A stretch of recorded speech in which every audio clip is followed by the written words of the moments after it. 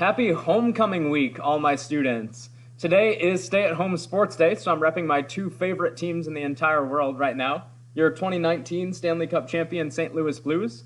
Had to do it today because we're like the fourth most obnoxious fan base in hockey. So normally I wear my hat backwards, so I'll switch that around here in just a moment. My other favorite team in the entire world is Milwaukee Lutheran High School girls soccer. I just wanted to make a little shameless plug for that right here. If you are a female, whether you are a virtual student or an in-person student, our girls soccer season is coming up here. Please let me know if you're interested in playing. I'm going to get a player and parent meeting on the schedule here in the next week or two, so I can get some information out about the regular season, which is coming up in mid to late April. I want to start off today with a little devotional for all of my classes. Switch my hat around real quick. There we go. I want to start off with a devotional here for all of my classes. This is a verse that kind of popped into my head on the last day of spring break, and I think it's fitting for kind of what we're going through as a school right now. It says this is Psalm 40, verses 1 through 3. I waited patiently for the Lord, and he inclined to me and heard my cry. He also brought me out of a horrible pit, out of the miry clay, and set my feet upon a rock, and established my steps. He has put a new song in my mouth, praise to our God. It's that phrase, he has put a new song in my mouth, that kind of popped into my head early Sunday morning over spring break. Just kind of thinking about what I've been dealing with as a teacher in this time frame, and what I would imagine a lot of you have dealt with as students here too. When we face difficulties, God teaches us new things about ourselves and about this world that we live in.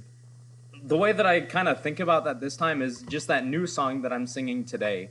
Over spring break, I kind of felt feelings of failure. I felt like I had overextended myself, like I had done too much, and then I'm facing the consequences of falling behind. And in the midst of all of that, I was able to show myself some grace and figure out some ways to change up lesson plans to show you guys some grace too. And in doing so, I learned a little bit about what it means to live under that grace. It's that new song that I'm singing today, that although I faced failure, God has shown me, once again, this is not the first time in my life that I've seen God pull through for me, that even in the midst of my failure, God is still good, and he still has ways to work things for my good. Think about it maybe in your life. What is that thing that you're waiting patiently for? What are you crying out for? I kind of like how whoever spliced out these verses right here did some annotating, right? Notice that he is underlined in purple. It's that focus on God over self here. Cry is underlined in red. That what are we crying out for right now? I know I'm crying out for some peace and relief from this pandemic. And then the rest is just highlighted in green for emphasis right there too. What is that horrible pit that God is bringing us out of? For me, it was feelings of failure that he's digging me out of today, and I feel like I'm under his grace today. He's setting our feet upon rocks. He's setting us on a solid foundation, a place where we can trust in him. No matter what's going on around us, we know that he's going to do things for our good. And lastly, what is that new song that we're singing today? That song I was singing on Saturday was definitely one of kind of desperation and despair. I was feeling like I was starting to drown in work. But then that new song that popped into my head on Sunday was, God's got this. Things are going to be okay. We'll get through this together. That's my prayer for you today. Whether you're one of my freshmen or one of my upperclassmen, I pray that you are singing a new song today, that you are praising God for just the good things that he has given us in this time, and for the grace that we live under. Even despite any failures we might be facing right now, teachers and students alike. What's up, Applied English? Using today as a day to move forward with our Black History essays a bit. I want to thank you for your patience with me over spring break. As I noted in my message to you guys yesterday, I had a probably over-relaxing spring break and need to use today to catch up a little bit. I'm giving you guys that same opportunity here too. Right now you're watching this devotional and directions video, so you've already seen your devotional.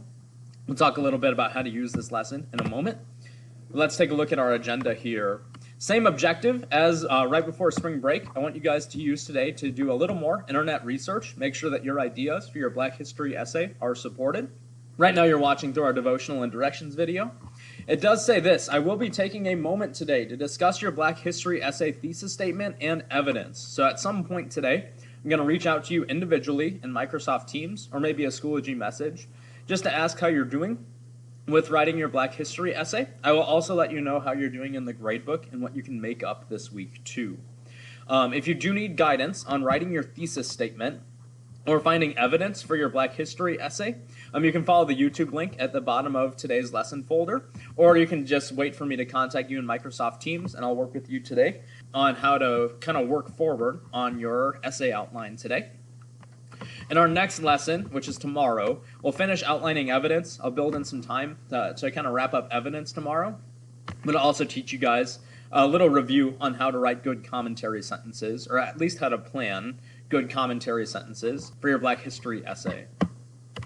So you'll notice I moved your Black History essay outline into today's lesson folder. The thing to note is that I am slowing down our outlining process for this one. Mrs. Tan and I agreed that we're adding one more week onto this little essay writing unit, largely because Easter comes in there, and I want to make sure we get plenty of time to type our essays as well. So I'm adding next week as another outlining week that we'll use to focus on introductions and conclusions. This week is for finishing up those body paragraphs. The thing I would note here, I've given you some YouTube timestamps right here. So notice I've given you some times that you can jump to in our YouTube video link inside of today's lesson folder, just depending on where you're at with your Black History essay. I think there are some of you who have not selected a topic yet for your Black History essay, so that's going to be goal number 1. Again, I'll reach out to you individually so we can work that out today. But then from there, it kind of depends on where you're at in your writing process. Maybe you have a topic but haven't written your thesis statement about the person you've chosen yet. The 3:55 mark in our YouTube link will take you right to thesis writing. Maybe you've got your thesis, you're not quite sure how to plan out your body paragraphs. The 9:30 mark in that video will take you to some ideas for splitting your body paragraphs. The 12:30 mark is a spot where I kind of discuss the purpose of evidence in your body paragraphs. 19:40, I demonstrate how to paraphrase evidence in your outline, so how to pull evidence from one of your internet research sources and paraphrase it in your outline. I do the same with direct quoting at the 22-minute mark in that video. So what you can do is simply open up that video in a new tab. That's here, YouTube link, thesis and evidence lesson.